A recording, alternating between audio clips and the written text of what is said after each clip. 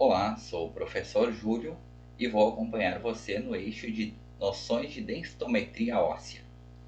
Então, o que é densitometria óssea? O exame de densitometria óssea é um exame que avalia a densidade mineral do osso. Este exame faz o diagnóstico de osteoporose e osteopenia, ou seja, de uma forma precisa, identifica e faz o diagnóstico de baixa densidade mineral do osso. Para quem é indicado este exame?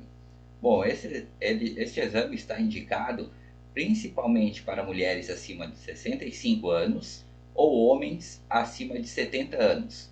Está indicado também para pessoas com baixo peso, pessoas sedentárias, tabagistas, pessoas que utilizam de medicamentos como os corticoides ou que têm doenças reumatológicas que predispõem à osteoporose.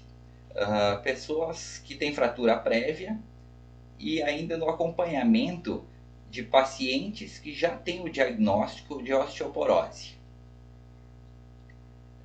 E para melhor compreensão, vamos iniciar o nosso estudo recordando um pouco de tecido ósseo, osteoporose e osteopenia. Para isso, vamos dividir em dois temas. O primeiro tema a gente vai revisar então tecido hematopoético e tecido ósseo, e para o tema 2, osteoporose e osteopenia. O tecido hematopoético, do grego hematos, sangue, e poese, formação, origem, é um tipo de tecido conjuntivo responsável pela produção de células sanguíneas e também da linfa. Ele se localiza no interior de alguns tipos de ossos. Esse tecido é o precursor da medula óssea vermelha. Durante a infância, grande parte dos ossos do corpo possuem esse tipo de medula. Na fase adulta, a medula vermelha é encontrada principalmente nos ossos pélvicos, no osso do externo, nas costelas e na clavícula. A medula óssea é dotada de fibras reticulares e células-tronco medulares. Tais células são multipotentes, ou seja, não só dão origem a células sanguíneas, como a qualquer outro tipo de célula do organismo.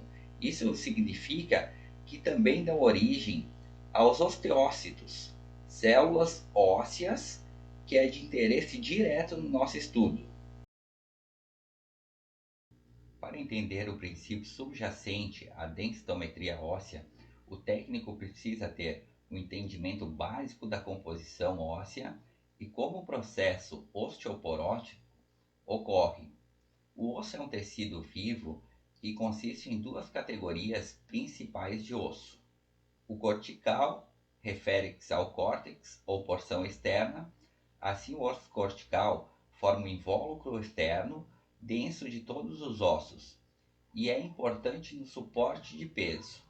O segundo tipo e mais importante de tecido ósseo é o osso esponjoso ou trabecular, que forma a porção interligada em forma de treliça ou esponja do osso e fornece força ao osso.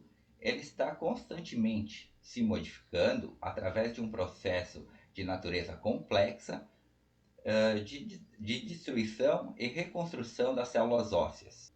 Essas células são os osteoclastos e os osteoblastos. Durante toda a nossa vida, nossos ossos passam por um processo que chamamos de remodelação óssea. Os osteoclastos e os osteoblastos são as principais células ósseas responsáveis pela remodelação óssea.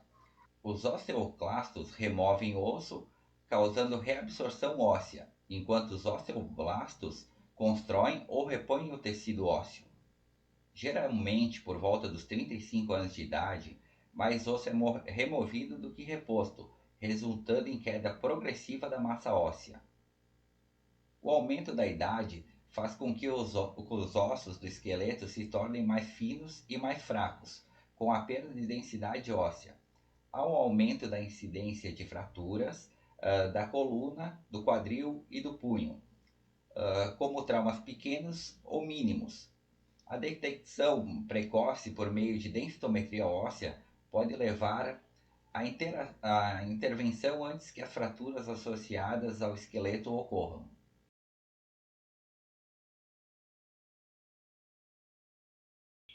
A definição da Organização Mundial de Saúde para a osteoporose é que ela é uma doença metabólica, óssea e sistêmica, caracterizada por diminuição da massa óssea e deformação da microestrutura do tecido ósseo. Como consequência, aumento da fragilidade do osso e da suscetibilidade a fraturas. A osteopenia também ocorre diminuição da massa óssea, porém sem comprometimento da microestrutura. Este é um processo orgânico natural e inerente ao ser humano. A perda lenta e gradual da densidade mineral óssea ou osteopenia é considerado normal em ambos os sexos. O fato preocupante com as mulheres é a perda acentuada logo após a menopausa, em função do declínio na produção de estrogênio em seu organismo. Seu caráter silencioso faz com que não seja diagnosticada até que ocorram as primeiras fraturas, principalmente nos ossos do quadril, do punho e da coluna vertebral. Quando a perda de densidade atinge 30% da massa óssea, a osteoporose está instalada e é possível encontrar diminutas cavidades ósseas. Se não tratada, a doença deixa o esqueleto com aspecto de queijo suíço. O osso perde densidade e espessura.